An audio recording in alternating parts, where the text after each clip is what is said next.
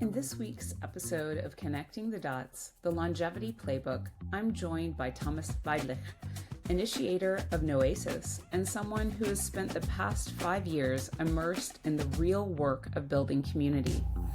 We look at the experiments, the missteps, and the breakthroughs from his early business clubs to his newest collaborative network in the longevity space, and why community isn't just a feel-good idea, but a strategic advantage for founders and health.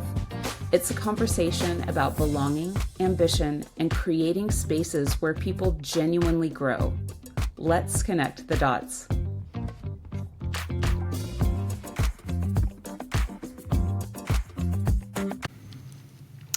Welcome to this week's episode of Connecting the Dots, the Longevity Playbook.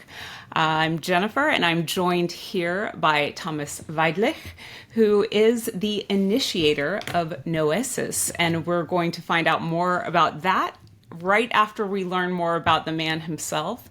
So Thomas, welcome. Looking at your journey end to end, what were the chapters that led you from where you started to where you are today? Hi, first of all, and thanks for having me, Jen. I'm really excited to spend this time with you and get to know you better through this journey. To come straight to your question, I think the most important chapter that led me to what I do today is my early stage life chapter, which I lived with my wonderful family in the countryside of Eastern Germany, right close to the Polish border. I would literally walk through the forest into Poland. And we didn't have much, but we had each other. And we had a beautiful community in our village. For example, we built a house out of wood, which was like super new technology, together with our neighbors who built the same house with different colors. That was like an endeavor already of like co-creation. And then we had an old field behind our house, which we turned into a soccer field. So we evened out the bumps, made it kind of flat, and then the whole village came together and we'd play soccer there all the time. And then my mom would make food for all the kids, basically. And then sometimes 10, 15 kids would eat at our house. Wow. And so that experience of having each other is actually all that you need, is kind of what really shaped me in the long run. And as I went through life, I've gone through different stages. So, for example, when my family split, unfortunately, due to different challenges, amongst others, financial challenges, my mom and I moved to the south of Germany, close to the French border. Okay. And my two elder brothers went into different directions at that time already. And that was difficult because I came into an environment that I like to call like an elbowish environment, where it's like everybody for themselves. Right. Yeah. And that was really difficult for me because I was like the rock star in my home village. Right. Like we were in a conglomerate of 20 villages, would go to school together. We'd ride the buses in the morning, pick up the kids from the different villages. You better be on time because otherwise you're not going to make it to school because there's no second bus coming. And we hang out together and then spend the whole days together. And then suddenly I come into this world where everybody's for themselves. And I wanted to go out and play and hang out with people, but nobody would come out. And I learned that people just kind of hid at home behind their computers, played video games. And and I started to feel really lonely. Okay. And that loneliness topic in my teenage years came also back to me after I went to university, which was a time when I started to build my own first business. And I was the only one, again, from my university who straight out of university started to build his business. And again, I had no peer group in my age that would do the same and would kind of be on the same path with me. So I was very lonely again. And that led me to seek out mentorships and relationships at that time, mostly with elder men that I wanted to learn from, like usually men in their 50s that seemed somewhat successful. And I would like meet them for coffee and tea and ask them about life and how they built their business and started building these connections. And for the men at that time, it was kind of cool because they felt a bit like, oh, cool, like this is like my son and he's actually curious about me, unlike my own son, you know? Yeah. And then after a while, maybe like 50, 60, 70 one-on-ones later, I started to connect the dots between these men. And then at some point it was also other people, like women, younger people. And I went to lots of conferences and just like engaged with everybody who seemed somewhat business savvy, not savage. And maybe savage. maybe savage. And then at some point I was like, wow, this is so much fun. I would love to just do that and earn my money with that. And then I one day learned of the concept of a business club, and I was like, that's kind of cool. So you take a membership for connecting people and bringing them in a room together and create cool experiences, which is basically at that time everything I was about, right? I was a basketball coach for 15 years, and I created lots of experiences for my kids all the time, and it was just like so much joy. And so I was like, cool, let me do that. And so I started building my first business club, and of course, I did my market research. So I went to lots of other business clubs first, and I just didn't like it there. They were super stiff. The people were not very connecting, very transactional, actually, which is today one of my pet peeves, that when I come into a space, especially in business, and I just see how people are transactional just because they don't know better. Yeah. And then the human to human was missing. I was curious about the people, but they couldn't handle my questions because they needed to spread out their Business cards. Yeah. the business cards, Yeah. hoping that one day a person will send them an email, which never happens, of course, right? Yeah. So I felt like super uncomfortable in those spaces, and I was like, cool, let me, create my own space, which has always been kind of my mantra. Like every time I was like, I don't like what is, I will do something about it and create it myself, right? Well, I love that. It's like you're a fixer. What I hear from that is like just like these two core themes, which is like massive connector, and I love that you were able to really articulate at that moment where you moved the difference between the collaborative, connected community that you came from. Compared to the toxic, competitive community that you went to, and that you noticed the void and started addressing it in yourself. I mean, of course, we've all been there, right? Like it's something that becomes palpable, and if you're not in that competition to win it, it becomes very lonely and very painful. Yeah. Those spaces. Absolutely. That's and we've had conversations around community before, and I know how much it is a part of your, like, the deepest fiber of your being, how important that is to you, and that's really I think why I'm so curious about like the evolution of your business. And I'm going to pivot for just a second because this all weaves back together to longevity, because that's the other side of the conversation that brought us together, and these two things eclipse later in the conversation.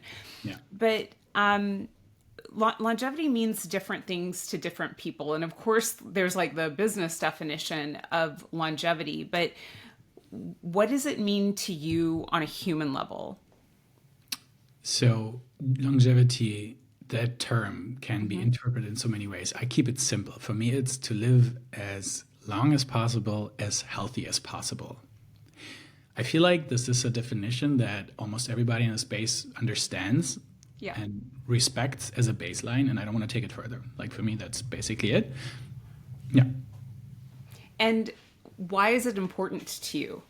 Like what attracts you to this concept and this definition and this philosophy of life? So as a little kid, I've already always observed elders, and I was always, in a way, disgusted. Sorry for saying it so directly, but I was disgusted when I saw them being not able to walk properly. Okay. And having mega hunchbacks. And I always felt like we're not made that way. I always felt like this were choices that led them to become that. And I always tuned back to myself. I'm like, I am responsible how I am going to age through life. And I love life. I'm very curious and playful and excited. And I want to be able to maintain that curiosity, playfulness, and aliveness until my last breath, if possible. Because alive in a wheelchair, for example, I have so much respect for people who have to go into a wheelchair. Like my stepfather, he is an ultra marathon runner. He broke his hip. He got hit by a big truck on his bike, shattered his whole hip, and he was tied to a wheelchair for a couple of years. And I saw the suffering for him, and I can imagine I would suffer just the same way. Sure.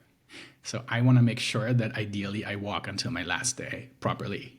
Sure. I mean, and there's elements that are 100% in our control and elements that are 100% not in our control. Absolutely.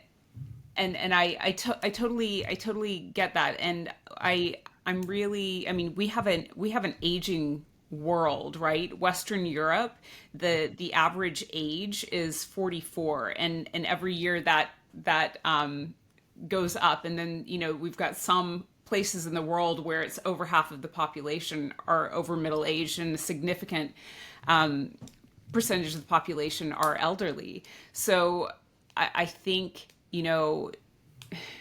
really making sure that people have the tools to live long and strong and well Yeah. is something that we could probably all be proactive and supportive Yeah. in.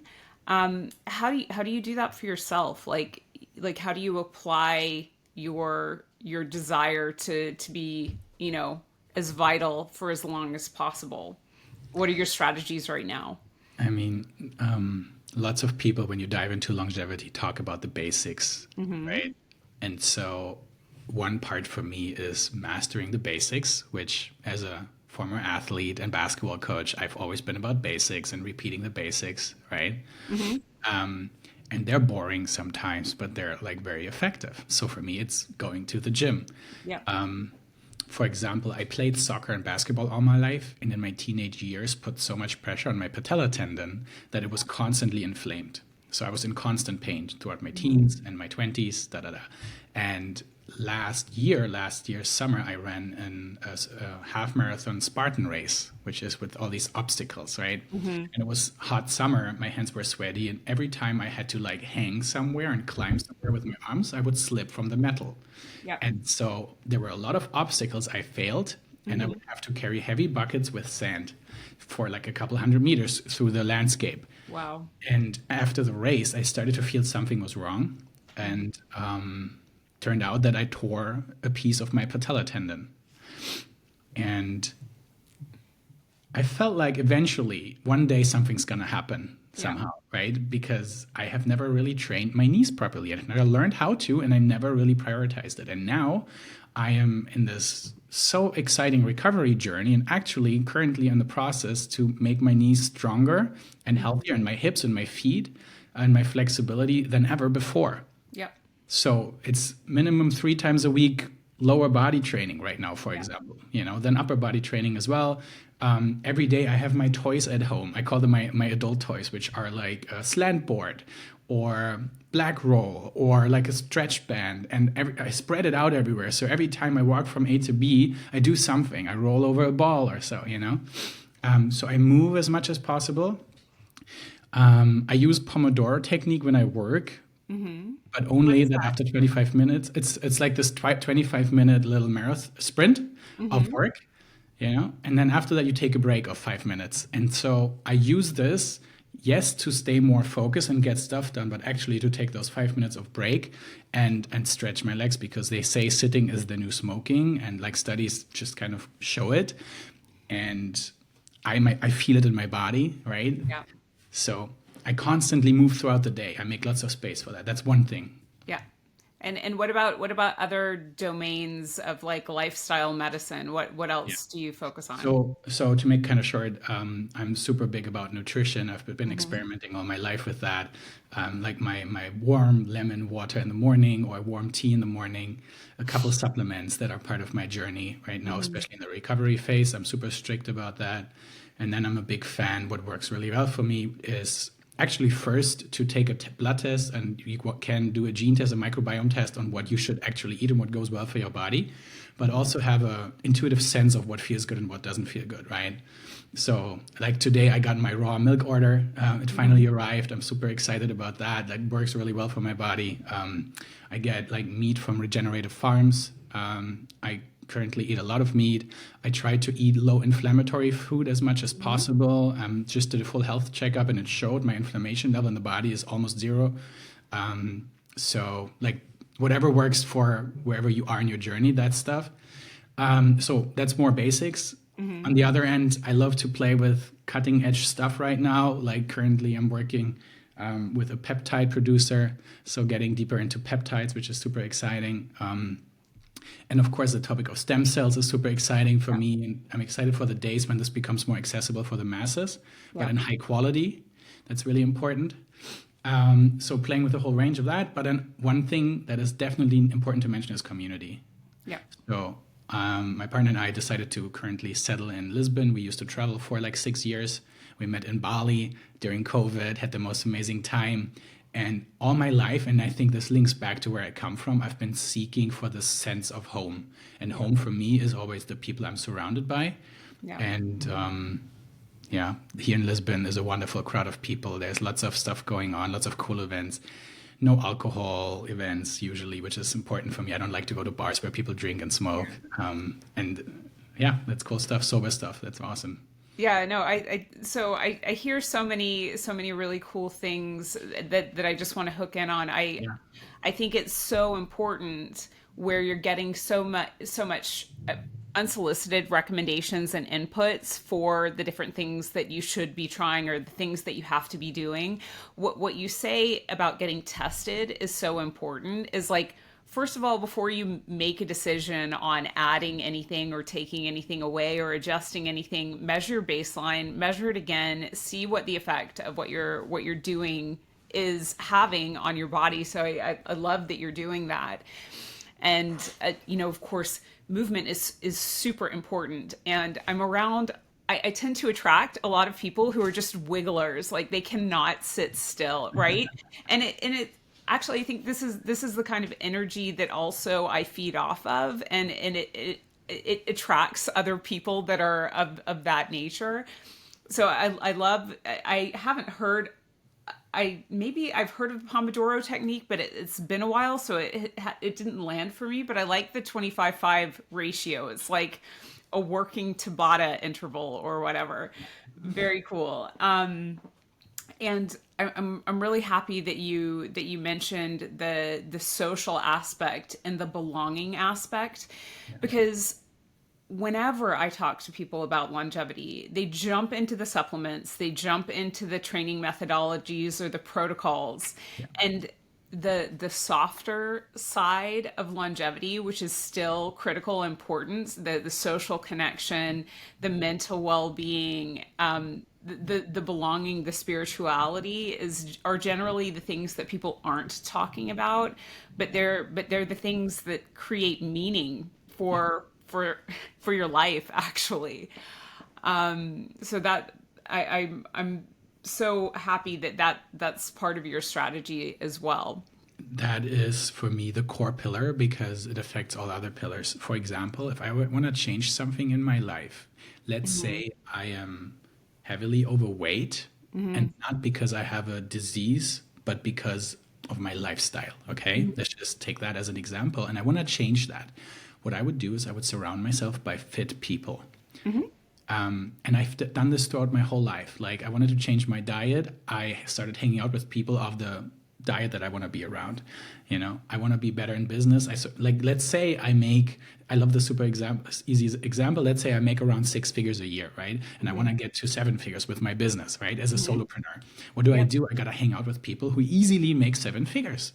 And if I spend lots of time with them, I naturally will move and assimilate. The force and the power of the environment is probably one of the strongest forces that we can't really see that take place. So that's my trick. So I want to eat better and I want to be more healthy, be around healthy people. And you kind of just like take it over in a way, Yeah, I mean, it's almost like you become a chameleon so that you can immerse yourself and become that next level. You dive into that pool, start swimming in the pool, and all of a sudden you're part of it.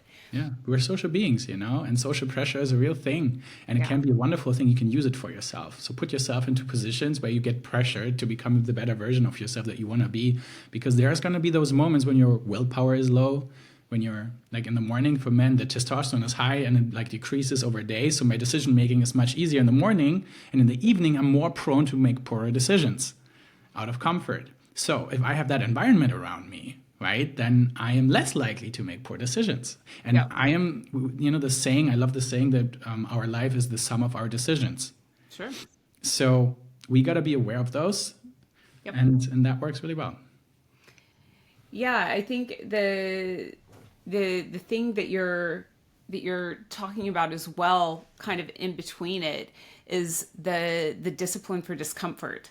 Because every time you shift, you put yourself in a new environment.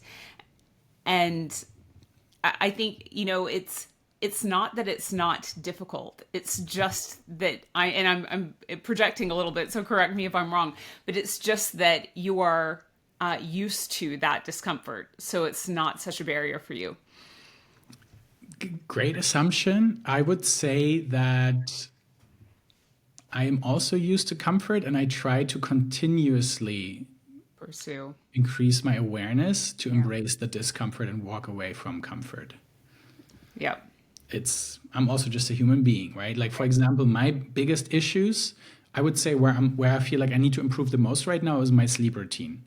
Because for somebody who's very excited about life and very curious and wants to play all the time, it's really hard to end the day. And I've always been like that as a kid. I never wanted to go to bed, right? Yeah. So it's so easy for me to end up going to bed at midnight or 1 a.m., right? And I'll take my 8 hours, 9 hours sometimes if I worked out, right? And so I'll start my day later. So I miss the first 3 to 4 hours of high-level testosterone to change the world, And so the next day I'm like, okay, let's change it. So the next day I maybe go to bed at 10. So I wake up at 6 and I have that energy. I'm like, wow, cool, I changed the world. And then 2 days later, I shift back again. And one of the worst things for sleep is a changing rhythm. Yep. And so that's like a journey. And my partner is the same. So we kind of feed off of each other. So we are really bad influence for each other. I used to date somebody who always went to bed around 8 because she's a marathon runner. And every morning at 5, she got up to run for 2 hours. Yep. And I got up at 7, which is still late compared to her, but so much earlier for me compared to where I am today, Yeah. So she had a positive influence on me in a way. And sleeping is just about rhythm. So my husband is in the military, so he's out of bed at 5. Yeah. So he goes to bed at 9. So I am in bed by 10 at the latest, but it's because he's already gone to bed at 9. So you two will be able to influence each other and in the direction that you want to go or the direction that you don't want to go. Exactly. Okay, so moving back to business a little bit, all of these topics merge in the end, but one of our early connection points was about your Blue Ocean Brands company. Yes. And you talked about your earliest companies being these business clubs and business clubs, networking clubs, whatever. I mean, they're the things that everybody wants, but the execution of them always tends to fall a little bit flat. And I think that's what you were experiencing when you were going to your competitors when you were checking them out. So what was the beginning of Blue Ocean Brand, and what's the Blue Ocean Brand story? So it started with the fact that I used to have a background in sales, B2C sales. I was pretty good when the coaching market rose and came to Germany from the US, and nobody knew what coaching was in 2016. Right. And I would sell with the teams I was working with like crazy, all kinds of stuff, And then I started to have friends that became solopreneurs. They left their corporate companies, actually multiple ones in the same time. That was around 2019. And they asked me if I can teach them sales, right? And I was like, cool. Well, normally I would charge anything from 10 to 15K for like a 6 months journey, so to say, Otherwise, your buy-in is not going to be good enough for you to change something. But they're like, well, I don't have that, or I don't want to spend it. I'm like, okay, cool. Then let me do the opposite. And so I got super inspired by a concept I saw in the US where somebody charged the next Netflix subscription on people. So it was like, okay, let's charge $10 a month. I do 2-hour session every week, teach them everything I know about sales. They can leave every month, and let's see, what if I have 1,000, 10,000 people in there, and then it's going to be fun, I never got to 1,000. I never got to 10,000, but I had a lot of fun with the people and they started to make really good money really quickly. My goal was also for them to be able to travel with me because at that time I was already starting to be a nomad and started like to travel the world and live wherever I wanted to be. So when they started making money, I was like, cool guys, let's go buy your tickets and come. And they're like, no, now I want to learn about marketing and leadership because I'm going to hire people and this and that and that. And so I started to bring experts from all kinds of topics onto our 2-hour sessions, and they would just host it and teach something about all kinds of different things. And over time, we became this beautiful online community because I was already in Thailand at that time. Most people were in Germany. And when I came back from Thailand, we did an event and then we looked at each other and we felt like we've known each other already for like 20 years. Some of them have never seen each other before in their lives. Wow. And then I was realizing that one thing I subconsciously did was I created a culture. And it was a culture of we're all in the same boat. So we might as well row together in the same direction. It's going to be easier and more fun. And we get faster and further, you know? And it originated in this thought of let's do family first and business comes second. Okay. Yeah. So I wanted to develop that attitude that we actually care about each other. And then after a while of all these teachings, people were doing great. And I was like, okay, now let's have more fun. So I started hosting all kinds of different events. And this is when it really became like a community of solopreneurs and entrepreneurs and started to have crazy experiences. And I was like, cool, I don't want to have this stiff networking event where we throw business cards at each other, right? So I would do things, for example, I did a networking and pajama party. So I saw that on your website. So I went on LinkedIn and looked at some of your events, and I was just like, I would love to go to those events. So can you walk through some of the creative, curated experiences you designed? So since I'm German and I was starting this thing in Germany, I had the premise that people are rather stiff and they struggle to show their true personality. They need more time to warm up. And I was like, cool, can we break through that faster? Because when we have like a business event, we don't have so much time. We don't have half a year, you know? So I was thinking about how can I take away the suit that they show up to and the role that they show up in at work. And so a pajama is the closest to being your true naked self, right? And by creating a cozy atmosphere, people could relax and their nervous system relaxed. And then making sure that when they arrive, they would be welcomed with a welcome hug and a smiling young lady that had great energy and walked in. And then when people walked in, I would make sure that nobody needs to figure out where to go. So we would first help them drop their bags and stuff, maybe change. And then we would take them by the hand and walk them into a conversation. Right? And then we had like a themed topic. One time we did negotiations. So we had this leading German negotiation coach. He was wearing a pig onesie, you know, and in this pig onesie was doing a negotiation workshop with everybody sitting on the floor, which was like super comfortable for everybody. And then we went through different exercises to connect and build relationships first before we even learned what the other people are doing in business. Right? So this was always the theme. Let's get to know each other first personally, and then we can talk about business. And I did that over and over again. It worked wonders every single time. I think, you know, for people listening and designing events, the thing that is so powerful about what you just said is that you took them by the hand and got them involved in a conversation. Because that's the ick part of networking is when you don't know anybody and you don't want to shoulder in a group and you're just kind of like standing on the outside going, what do I do? That's so, you just warmed them up immediately and smoothed the barrier in the awkward moment. That's really cool. Yeah, and if we talk about the biology behind this, right? When you come into a network event business framework, your nervous system is kind of activated, out of ease, a bit stressed, higher cortisol level, higher adrenaline. Then you deal with your internal conversations of like, do I even want to be here? Are these people right for me? Are they good enough for me? You know, like all these stories you create so that you don't have to engage because you would have to get out of your comfort zone. So there's a lot of stress on your system. So if I can, as the event creator, help you to regulate your nervous system, I would do meditations in the beginning. And in the meditations, I would guide them through an understanding of that today, we are one. Like today, we're here together, you know, and I am responsible about how you feel today by looking in your eyes and smiling, for example, instead of ignoring you. Yeah. And so I framed everybody in this collective field, and that helped them regulate their nervous system and then be present with each other, you know, and then that works wonders. Yeah, I mean it's equal parts individual and universal, and you really struck you struck the balance there. What I think it's wild that you started out with sales training as your business model, Yeah, and then it evolves into this big community of people who are on this growth path together. I mean, it's that red line theme of community that keeps on chasing you.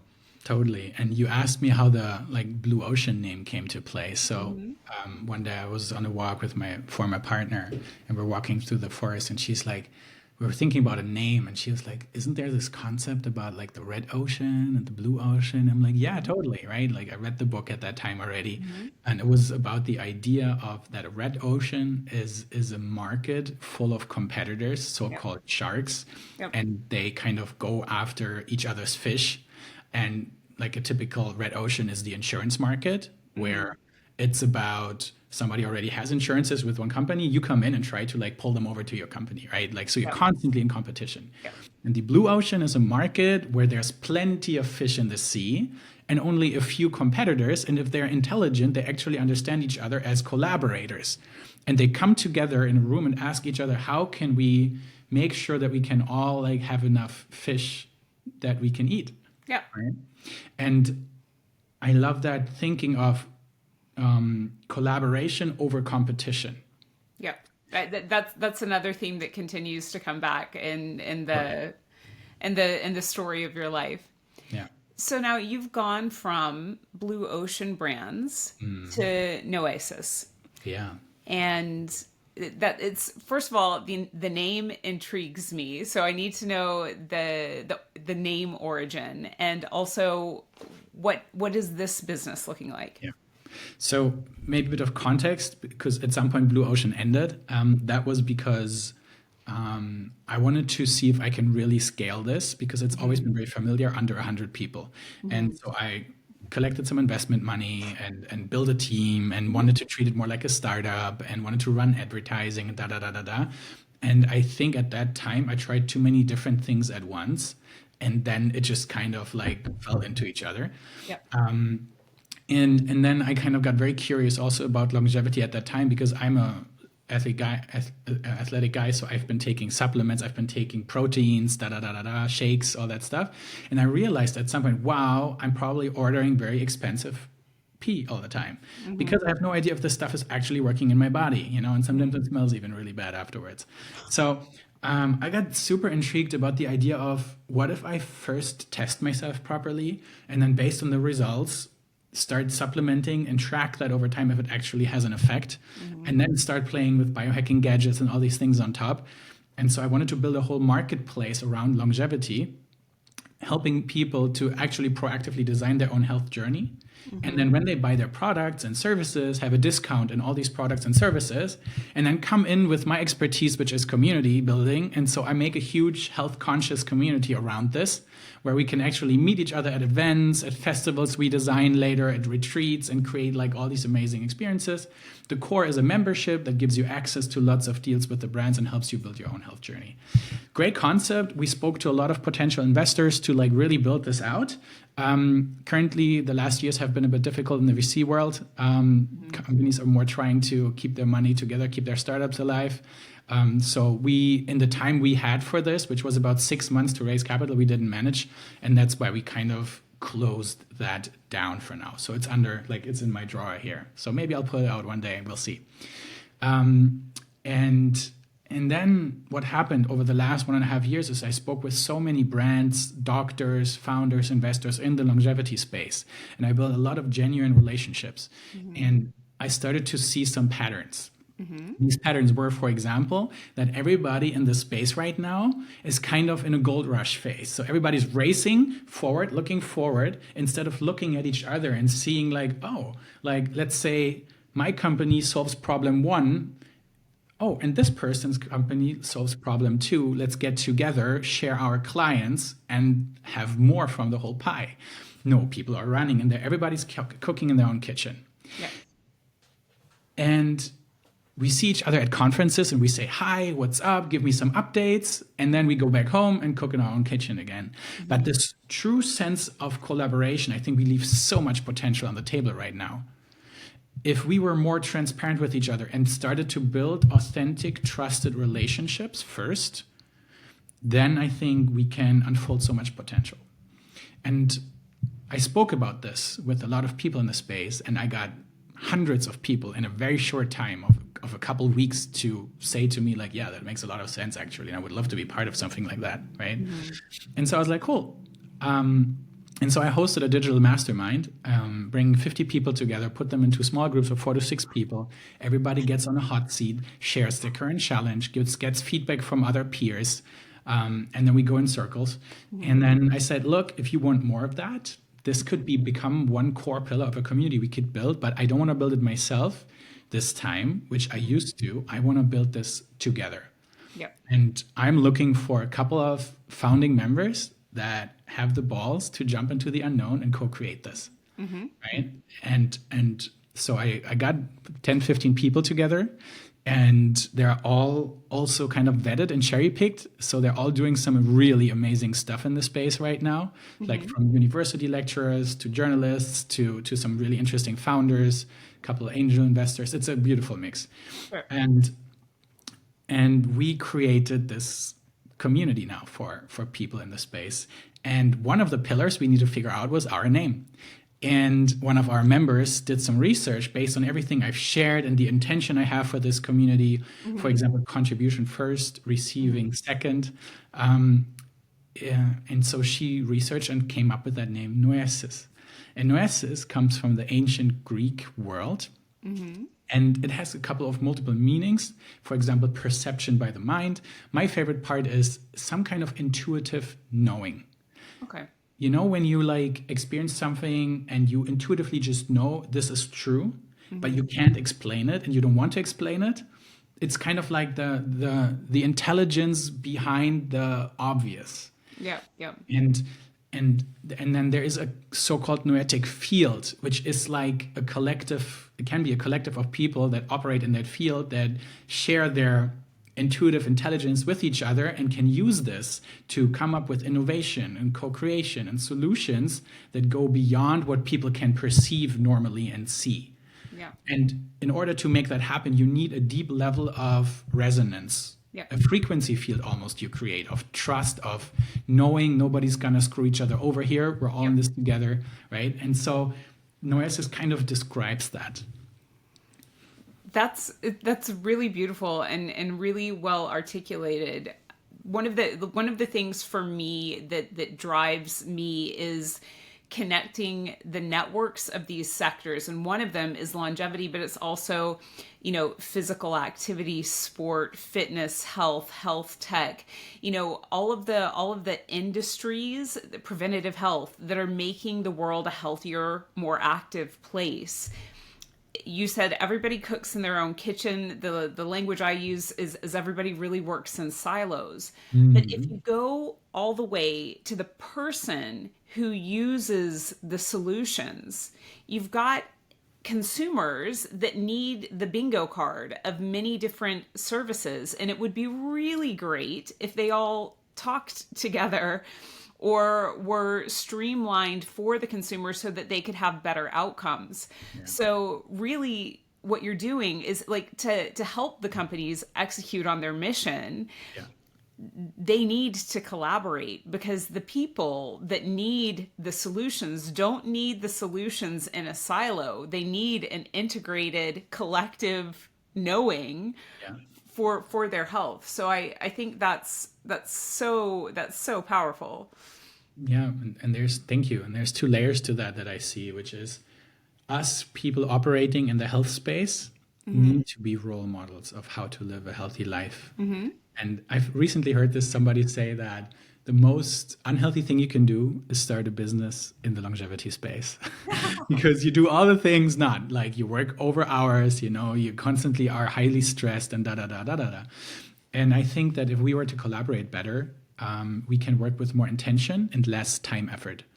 Because to me, intention always beats time. If I really understand what output do I want to create, and I connect and align with that, and then I go to work, I can get stuff done in such a short period of time, and that allows me then to rest and recover. Same for muscle training. It's so I want to put that into business, and that only works if we use our one superpower we have as humans, which made us like the leading race in the world, which is us together, our unification. If we come together, we can make so many crazy things happen in such a short amount of time. But we have unlearned how to come together because we've created a world in which we don't need each other anymore, right? Yep. And so we need to kind of reverse that. Yeah, we need each other, but we've lost a lot of connection and skills. I also think what I love hearing you talk about is making the contribution to your community, that you focus on people's own self-care, leaders' own self-care. Yeah.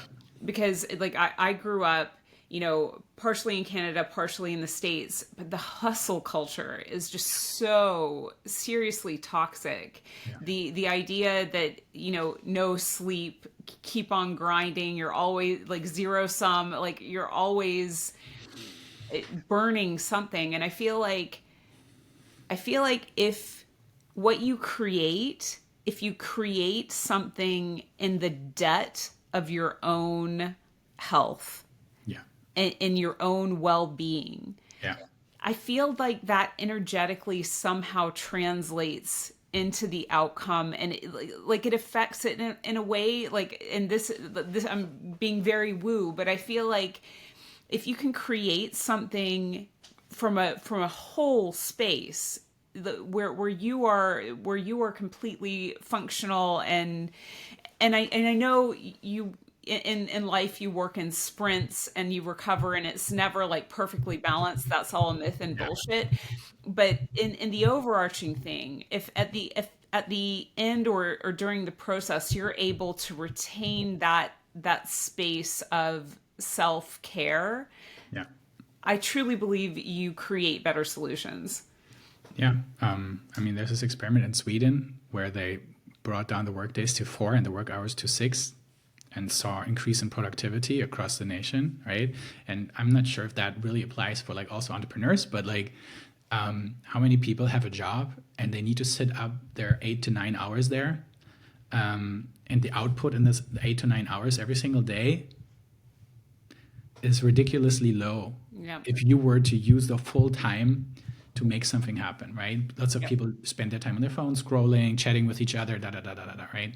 So why don't we put less time into that and have more time for actual active recovery? Yeah. There's a very successful company from Germany. It's called Primal State. They changed their name, or like they evolved to Glow 25. They create a collagen powder, turned into a 9-figure company. The couple of founders, they're super obsessed about high performance, and they created a rhythm for work and became one of the top employers in Germany for many years in a row, where they have in the morning, let's say from 9 to 9:30, a collective movement session or breath work or meditation. Then from 9:30 to 10 is work block number 1, preparation, where they can talk to each other and ask others for whatever they need, to then go into a 2-hour focus block. Yep. In those 2 hours, this is like their one of 2 productivity sessions, basically, where their output needs to be like as high as possible. After that, they have a little recovery session again, then they eat lunch, then they have another communication session or whatever, and then they go into a second work block from 2 to 4 p.m. And again, mega output in those 2 hours. And after that, again, coming together, socializing, etc. So something like that. And so basically every single day, the employees worked 4 hours plus maybe an extra hour of communication. And their productivity was insane, right? So that says something about that we need to think about how we structure our time much more than just to say I start in the morning and I end when I go to bed, you know. Oh, I mean, at some point during the Industrial Revolution, like this whole idea of work day started getting programmed into us from school age. Yeah. But like sitting for 8 to 10 hours is not how most kids learn, and most kids don't actually survive in that environment. And I think what you're pointing out is most adults don't either. Yeah. Like you can't stay focused on a digital device, on anything for 8 hour periods. There has to be this work, rest, work. So that's really cool of seeing that as a case study in action. And I wanted to ask one more question before we dive into the community thing. Like in your group that's working together, like how do you create like gentle accountability for these healthy boundaries and healthy practices for each other? How do you bring it up? It's a great question. I would say it's too early right now to dive so much into their lives, the members' lives, right? But I think what I can control is how they evolve right now. So we're at the end of the day, we're still a business community because we're all working in the longevity space and we all have our own agendas. It's really important to honor that, right? Yep. But it's important just to understand that if I help others with their agendas, I will be helped with my agenda, right? And I'm helping other people. This is one person that puts something in for others, and then 10 people could help me. So 10 people are putting something in back to me, you know? Okay. So I need to understand that. So we cherry pick the people in the community you need to understand that contribution comes first. Don't ask what the community can do for you. You know, which was what most people do when they go into a business club. They say, I paid €2,500, for example. That was like my final price in my Blue Ocean Business Club at some point. And they would want, of course, you know, to get business deals that make them that money back, right? They see it as an investment. And here it's really important for me that they don't come expecting a return, even though we kind of do, but they come to like, cool, here I can bring myself to the table and contribute. And they get the reciprocity anyway. Exactly. Yeah. It's a bit of a abundance versus a scarcity mindset. Sure. Right. So people that understand that are collected here in this community, and that already creates an insane upward spiral. Then we have our monthly mastermind sessions where everybody gets on a hot seat and gets that feedback from others. Right. And I track that from month to month. So I have a sheet where every single person is listed. They shared their challenge. Then we noted down the feedback they got and an action step or multiple action steps that derive from that. And then a month later, we check in, like, how are you evolving? And I love to see stuff like that over 6 to 12 months. Most people don't have the same problems they had 6 to 12 months ago, right? Yeah. And that's actually really good progression, to be able to reflect how far you've come. New problems. Exactly. You know, many people don't journal that for themselves, and they just like, we don't see how we evolve. It's like, you know, you try to watch a plant grow. Yeah. You don't see the growth yet. The next day, it's bigger than the day before. Yeah. You know, it's kind of sad. Yeah, I mean, I've read a lot of books, and I have a journaling practice. And the daily retrospective, like at the end of the day, saying, you know, what was my one hill to die on, what worked, what didn't, what do I need to do to make tomorrow better? Just like asking yourself consistently those questions ensures that you can remain like dynamic and learning, rather than repeating familiar cycles.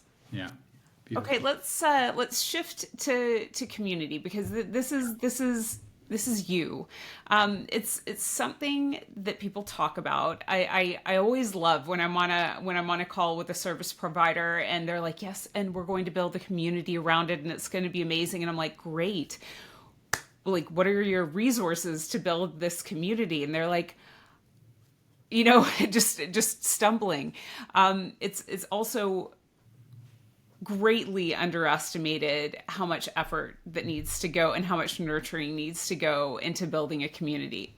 Yeah.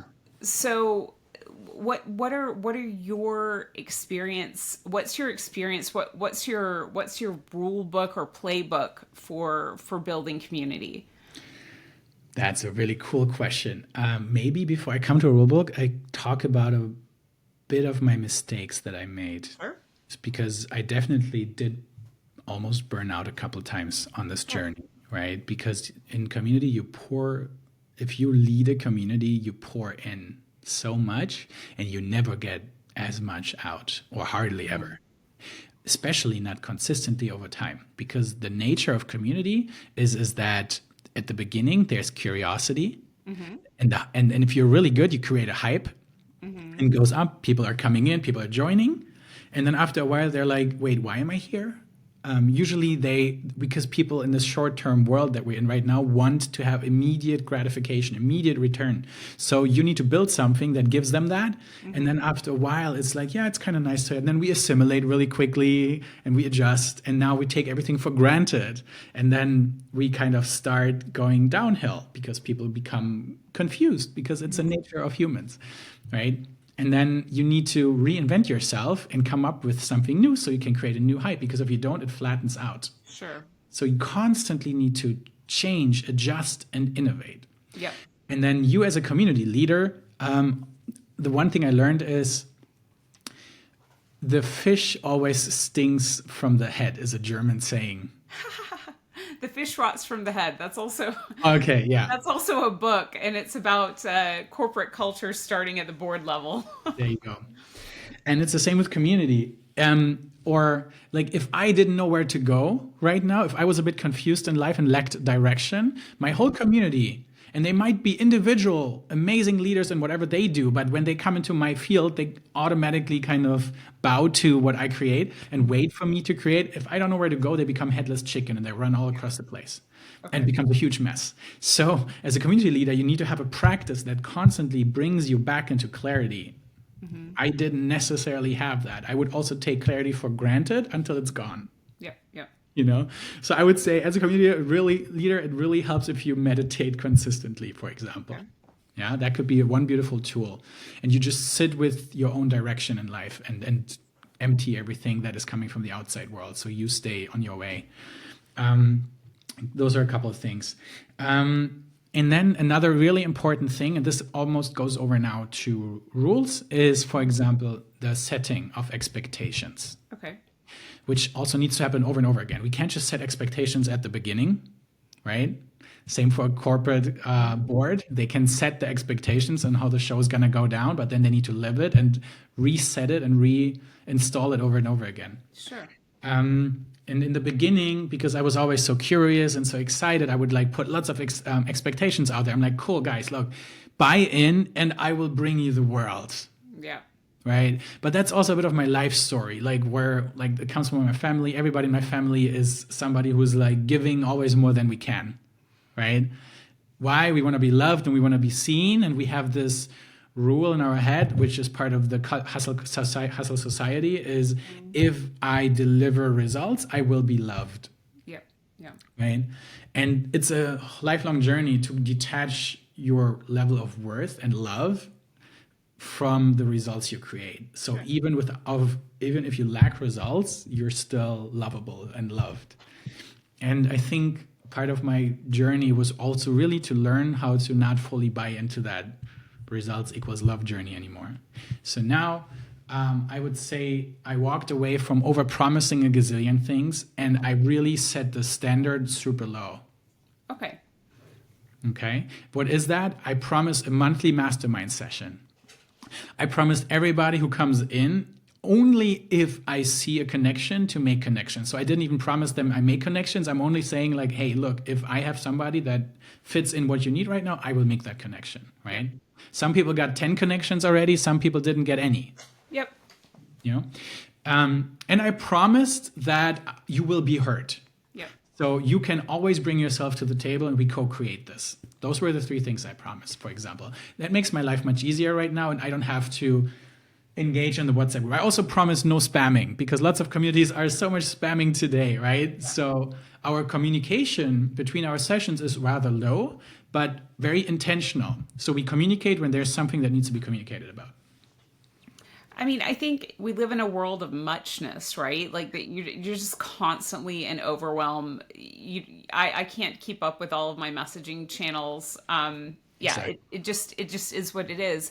And I think, people want to be a part of something, and there has to be that person, and that person in your case has always been you, that has been the glue that starts putting the web together. Yeah. In terms of like when building communities to maybe spread out the pressure, could there be several community leaders, like an inner circle? Would that help reinforce? Would you advise that? 100%. You need some kind of structure. Like, Yeah. just like in a military, imagine a military where only one person at the top says what we're going to do and where we're going to go. And there are no other people in different level of hierarchy that execute that and buy into that, right? So ambassadors, for example, are a super important Okay. element that spread the world and reinforce what you share. In our case, I created a roundtable of founding members, and they're super awesome. They're like, I've been making all the meetings with potential members so far. They're like, Thomas, we can also do that. So now I started to present new applications or interested people to the roundtable and ask like, who would love to have a chat with this person, And so now there's like meetings happening without me being involved, for example. Super nice.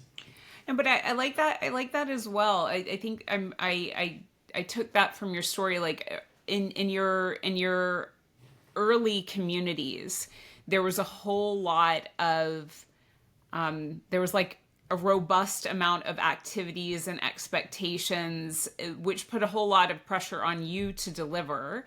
And those things had to be renewed, right? Because of people's goldfish attention spans always needing something new and more valuable. But probably what I'd be curious about in retrospect is like, were they helpful? Like they weren't helpful to you, and they were probably a part of the muchness that people are living with right now. And now that you've stripped that away in your new community, it sounds like it's building organically. Like the interactions are building organically, and the Yeah. contributions are happening, so it's not so much your effort but Yeah. actually your community also contributing. Yes, and for that, it's important for me as the creator to know where my ego is at and also put it in the right place. So, in the past communities, I wanted to build the community for the people, but they all, when I made an interview and asked every single person why they're here, they all said because of me, right? They believed in me, they bought into me. So, I was kind of the guru. Yeah. So, when you become the guru, the issue is it's hard to get people to follow you that are bigger than you. Yeah. Okay. So everybody is a bit of a smaller version of me in some degree. And so it's really hard for me then to thrive in this community if I also build it for myself, right? Because everybody looks at me. So this time I changed that completely, and I kind of know my ego also better. Like my ego wants to really see this come to fruition. I get a high of seeing that two people get together and collaborate, and I am somewhat responsible to initiate that, Sure. right? It's legacy, it's impact, it's contribution, right? That's Yes, totally normal. and so I see a lot of successful communities, and they have a narcissistic leader. Why? Because they're great at being the guru, and they attract a lot of followers. I am very likely not a narcissist. Usually, this is something narcissists say, right? But like, so I never have this. I need to be on the throne. I had it when I was younger in my teenage years. Like my ego wanted to be seen and loved, and now I get a lot of love in my life. So I feel a bit full. And now I really want to see us together with 10 thrones in a circle, for example, Sure. But I want to be part of this, and my ego wants to be part of that. And that's still important to acknowledge. So now it's really about sharing this level of attention, awareness, etc., and making sure I bring in people that are bigger and better than me. And I'm luckily having a bit of humility that allows me to attract those kind of people. Amazing reflections, and I think they're also really really vulnerable and really really real. and things that we all experience over the course of our development. So thank you for sharing. Yeah. To wrap us up, because this hour has flown as I expected it would, in your world right now, who is leading, creating, or building in a way that's like genuinely meaningful? You had a post on your Instagram, and you used this phrase that really stuck with me. It was a high frequency human, and I was like, yes. So, like, can you give a shout out to person or people who you would consider a high frequency human? So over the last years, through my travels, I've been part of multiple different tribes and communities, and I've learned from a lot of fantastic leaders in all kinds of different fields, and business and relationships and sexuality and all kinds of topics. I feel like I tapped into a lot of different things, right? I'm struggling a bit right now to point at one person, but it's really, I took so many things from different people. There was a person who created a festival in Bali that kind of reminded us of Burning Man. Oh, cool. And he was definitely one of the leading figures and constantly comes up with events that constantly amazing people show up to. Very, very much inspired by that individual, and just strong facilitation skills. So I usually would say, if I see people with amazing facilitation skills, like, cool, this is where I feel safe and love to be part of something, right? Here in Lisbon, there is an amazing couple that bought a house a bit in the beautiful nature. It's a big house with lots of space and place, and they're not here right now. It's been renovated over the last 1.5 years. They're traveling right now, and a friend of ours is taking care of the house. And we had a beautiful community gathering, and I'm so inspired by them that That's generous. they're not here, but they offer their house for the community to come together. I'm super inspired by that level of community vibes. Yeah. Super inspiring. That's very high trust and Yes. very, very generous. Yes. Well, thank you so much for your wisdom, for your authenticity, and actually, I'm really inspired by how much ambition you have just to continue to keep innovating. This has been really an honor to learn more about you and your journey. Thank you. Yeah. This is maybe one last thing that I'd love to comment on, that topic of ambition. I felt like when I was younger, it was raw ambition. I just wanted to like conquer the world, right? A kind of greenhorn. I'm invincible. I can do anything. As I'm getting a bit older, and my life feels more complete, more round, more satisfying, it is really a challenge to constantly reinvent that level of ambition inside of me and find it, right? There's a bit of fear that as I get older, that my ambition is going to like drop into some level of insignificance. So that's an interesting inner battle sometimes going on. Like when you're doing well, then naturally your desire to maintain your level of wellness is getting bigger, and the desire to change something and chase something bigger is becoming lower, right? As your standards increase. So I do want to say that it is definitely a constant practice to search for that Yeah. meaning and desire to create meaning and impact within yourself. I totally agree. I think it's a chase, and I think I'm a bit older. I know I'm significantly older, and if I look back on the different chapters in my life, it is a bit like a wave, right? Like you don't lose it. It comes back, but it shows up differently, and because you're dynamic and you're constantly changing, and the things that are important to you are constantly changing, and the things that you're able to do are constantly changing. I think as long as you stay close to yourself, you'll be at the right volume, if that makes sense. Yeah. Well, and I love that perspective with the waves for sure. Yeah. That resonates also and gives you a bit of like, calm within. Yeah, I forgot what I was going to say. No. That's Yeah. totally true. It's definitely working inside of me. Yeah. Well, again, Oh, yeah. thank you for your wisdom and your insight and your keys to building community and your Yeah. passion for doing it. Yeah. There's not enough people that are really, active in this space. So I think those that are need to be celebrated and nurtured. So Yeah. keep going. I'm cheering for you 100%. Yeah, and now it came back to me that in the meantime, as maybe I'm like going through this journey of like Mm-hmm. embracing what I have right now and really being grateful and enjoying this, Mm-hmm. um, I also know that I just need to build a community around me that takes it, brings it out of me, which I'm doing right now. So I'm kind of using my own tricks that I've shared before, to kind of stay going. So To yeah, build it within yourself. yeah, Cool. exactly. Yeah. So yeah, Wonderful. there's amazing people out there that work in the longevity space and work on something innovative, something creative. They have some kind of standing and perspective that is strong. Then they're happy to reach out to us. We'll soon have a landing page slash website, Okay. but they can always come to you or me and we can chat about it because we're kind of cherry picking our members right now. Wonderful. And that's really good that you've let me know how to connect them back to you, because we'll certainly do that in the links in the podcast. And at the very least we'll just connect them directly to your LinkedIn in the meantime, and the website as soon as it's live. Yeah, perfect. Wonderful. Thank you so much. Thank you for having me. That was fun.